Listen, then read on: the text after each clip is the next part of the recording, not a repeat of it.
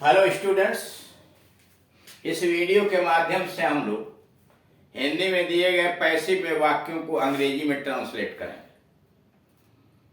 आप जानते हैं कि हिंदी हो या अंग्रेजी हो, उसमें वाक्य को एक्टिव या पैसिव में लिखा जाता है। जिस वाक्य की क्रिया ट्रांजिटिव होती है, सकारात्मक होती है, उसके ऑब्जेक्ट आए हुए होते हैं, वह वाक्य एक्टिव में भी लिखा जा सकता है, पैसिव में भी लिखा जा सकता है। एक्टिव से पैसिव कैसे बनाते हैं, इसके विषय में ग्रामर में जानकारी दी गई है। यहाँ हिंदी से अंग्रेजी अनुवाद है, उसके लिए हिंदी में एक्टिव क्या होगा, उसका पैसिव क्या होगा, अंग्रेजी में एक्टिव क्या होगा, पैसिव क्या होगा, इस तरह की चीजें आपको सिखलाई जा रही है। जैसे यहाँ 7वें नंबर पर पास्ट परफेक्ट टेंस, यानी पास्ट परफेक्ट टेंस का वाक्य हो तो आप उसे कैसे पैसिव वॉइस से बनाएंगे। आप जानते हैं कि पास्ट परफेक्ट टेंस के एक्टिव वॉइस के वाक्यों के अनुवाद में सभी कर्ताओं के साथ हैड सहायक क्रिया लगती है और मुख्य क्रिया का थर्ड फॉर्म लगता है। जब पैसिव वॉइस बनाते हैं तो बीन बढ़ा दिया जाता है, सभी कर्ताओं के साथ हैड बीन कर दिया जाता है। निगेटिव हुआ तो हैड नॉट बीन कर दिया जाता है। और वर्ब का थर्ड फॉर्म यानी मुख्य क्रिया का थर्ड फॉर्म, बाकी सारे नियम जैसे एक्टिव से पैसिव में अन्य टेंसेज में लागू होते हैं, जैसे इसके पहले वाले वीडियोस के अंदर दिखाए जा चुके हैं, वही लागू हो। पहला है, उसके आने से पहले मैं पत्र लिख चुका था। उसके आने से पहले मैं पत्र लिख चुका था। I had written the letter, मैं पत्र लिख चुका था। बिफोर ही केम। आप जानते हैं कि पास्ट परफेक्ट का जब ट्रांसलेशन बनाया जाता है तो जो काम पहले पूरा हुआ वो पास्ट परफेक्ट में होता है, और दूसरा वाला काम जो बाद में पूरा हुआ उसे पास्ट इंडेफिनिट टेंस से बनाया जाता है। अब पहले की अंग्रेजी बिफोर लगा के जोड़ दिया जाता है, जैसे I had written the letter, मैं पत्र लिख चुका था। कब? बिफोर ही केम, उसके आने के पहले। यानी पहले पत्र लिखने का काम पूरा हुआ तब वह बाद में आया। उसकी पैसिव वॉइस से उसके आने से पहले ही मेरे द्वारा पत्र लिखा जा चुका था। उसके आने से पहले ही मेरे द्वारा पत्र लिखा जा चुका था। The letter had been written, पत्र लिखा जा चुका था। The letter had been written by me before he came. The letter had been written by me before he came. दूसरा एक्टिव में, परीक्षा समाप्त होने से पहले उसने पुस्तकें नहीं बेची थी। परीक्षा समाप्त होने से पहले उसने पुस्तकें नहीं बेची थी। He had not sold the books, उसने पुस्तकें नहीं बेची थी। He had not sold the books before the examination ended. He had not sold the books before the examination ended.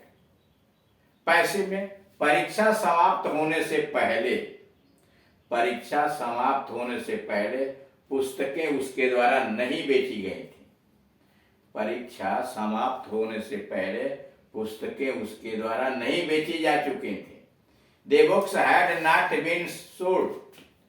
The books had not been sold by him before the examination ended. The books had not been sold, किताबें नहीं बेची जा चुकी थी, by him, उसके द्वारा, before the examination ended. तीसरा active में, जब मैं आया तब क्या वह काम कर चुका था। जब मैं आया तब क्या वह काम कर चुका था। Had he completed the work, क्या वह काम कर चुका था। Had he completed the work when I came. Passive में, जब मैं आया तब क्या उसके द्वारा काम किया जा चुका था। Had the work been completed, का काम किया जा चुका था by him, उनके द्वारा, when he I came. Had the work been completed by him when I came. हमें पहले कभी ऐसा नहीं बताया गया था। हमें पहले कभी ऐसा नहीं बताया गया था। We had never been told. Sorry, we had never been told. हमें नहीं बताया गया था। So before, ऐसा पहले। तुम्हारे आने से पहले सांप मारा जा चुका था। The snake had been killed before you came. The snake had been killed before you came. हमें प्रसन्न नहीं किया जा चुका था। We had not been pleased, we had not been pleased. मेरे पहुंचने से पहले वहां कुछ नहीं किया गया था। Nothing had been done, nothing had been done before I reached there, nothing had been done before I reached there. आठवां, क्या ये कागजात तुम्हें पहले कभी उसके द्वारा दिखाए गए थे? करा, क्या ये कागजात तुम्हें पहले कभी उसके द्वारा दिखाए गए थे? हैड दीज पेपर्स, क्या ये कागजात बीन सोन दिखाए गए थे? Shown third form. Had these papers been shown to you, तुमको, ever before by him, ever before by him. अथवा हैड यू, यू को लेके ऑब्जेक्ट बनाया, ऑब्जेक्ट को सब्जेक्ट बनाया। Had you been shown these paper, क्या तुम्हें ये कागज दिखाए गए थे? Had you been shown these papers ever before by him. नौवां है, क्या चाय बनाई जा चुकी थी? Had tea been prepared, had tea been prepared. 10वां, क्या 5 बजे से पहले सब खत डाक में नहीं डाले जा चुके थे? क्या 5 बजे से पहले सब खत डाक में नहीं डाले जा चुके थे? Had all the letter, had all the letters not been, had all the letters not been posted before 5 o'clock, posted before 5 o'clock. Had all the letters not been posted before 5 o'clock. 11वां, तुम्हारे आने से पहले उसे कहाँ भेज दिया गया था? Where had he been thrown away या sent away बिफोर यू केम, तुम्हारे आने के पहले उसे कहां भेज दिया गया था? Where had he been thrown away before you came. और 12वां है, हमारे आने से पहले तुम्हें वहां क्यों नहीं भेजा गया था? Why had you not been sent, why had you not been sent, तुम्हें क्यों नहीं भेजा गया था? Why had you not been sent there before we came, हमारे आने से पहले। अब आइए इसके बनाने के नियम पर, रूल्स पर कैसे बनाते हैं।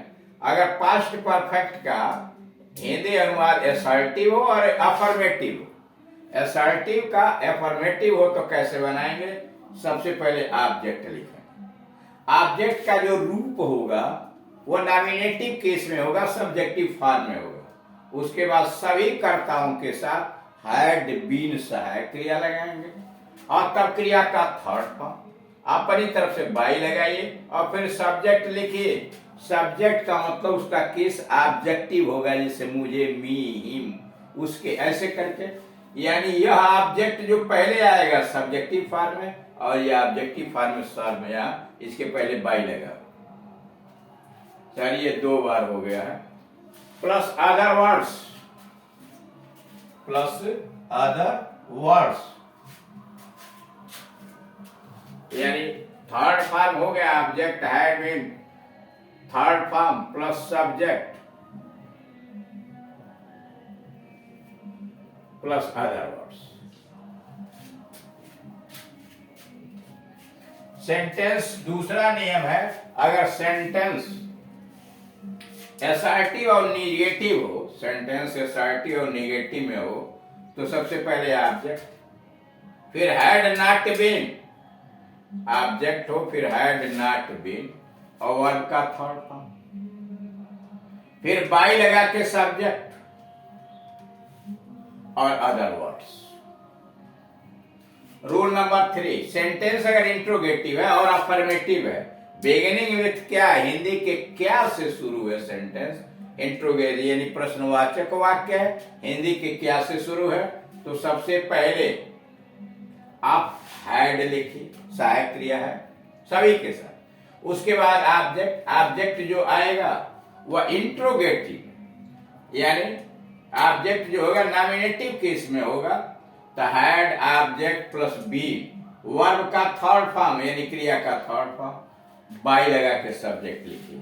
सब्जेक्ट जो आप लिखेंगे उसका जो रूप होगा वह कर्म कारक के रूप में होगा, यानी ऑब्जेक्टिव केस में आप उसको लिखेंगे, और फिर अदर वर्ड्स लिख करके और तो लास्ट में क्वेश्चन मार्क लगाएंगे। Number 4, interrogative negative, beginning with क्या, सेंटेंस प्रश्नवाचक है और नकारात्मक भी है, अब क्या से शुरू है यानी हिंदी के क्या से शुरू है, तो सबसे पहले हैड लगाइए, फिर ऑब्जेक्ट लिखिए, फिर नॉट लिखिए, फिर बीन। हैड ऑब्जेक्ट, ऑब्जेक्ट लिखा जाएगा तो नॉमिनेटिव केस में होगा, सब्जेक्टिव फॉर्म में होगा, नॉट और बीन लगाइए, वर्ब का third form, plus by plus subject plus other words. Rule number 5, interrogative affirmative यानी सेंटेंस प्रश्नवाचक है, अस्वीकारात्मक है अफर्मेटिव है, with question word in between, जिसमें बीच में प्रश्न सूचक शब्द भी आया है। फार्मूला होगा बनाने का, सबसे पहले क्वेश्चन वर्ड लिखिए, प्रश्न सूचक शब्द लिखिए, फिर सहायक क्रिया हैड लिखिए, फिर ऑब्जेक्ट लिखिए, और तब बीन और वर्ब का थर्ड फॉर्म, क्रिया का थर्ड फॉर्म, बाई लगा के सब्जेक्ट, सब्जेक्ट जो होगा वो ऑब्जेक्टिव फॉर्म में होगा, तब अदर वर्ड्स, लास्ट में क्वेश्चन मार्क। और लास्ट है 6वां रूल, इंट्रोगेटिव नेगेटिव, प्रश्नवाचक वाक्य नकारात्मक हो, इंट्रोगेटिव नेगेटिव हो, विद क्वेश्चन मार्क, जिसमें प्रश्न सूचक शब्द भी आए हों, इन बिटवीन बीच में, तो उसका फार्मूला होगा question word plus had plus object plus not, तब बीन और वर्ब का थर्ड फॉर्म, बाई लगा के सब्जेक्ट लिखिए, सब्जेक्ट में केस जो होगा ऑब्जेक्टिव केस में होगा, और तब बाकी शब्द लिखने के बाद लास्ट में क्वेश्चन मार्क लगा देंगे। यानी पास्ट परफेक्ट में आप देख रहे हैं, कर्ता चाहे सिंगुलर प्लूरल कोई भी हो, पैसिव वॉइस में आप हैड बीन सहायक क्रिया अफर्मेटिव में लगाएंगे, और अगर निगेटिव है तो हैड नॉट बीन का प्रयोग निगेटिव में आप करेंगे और पैसिव वॉइस बना देंगे। Thank you.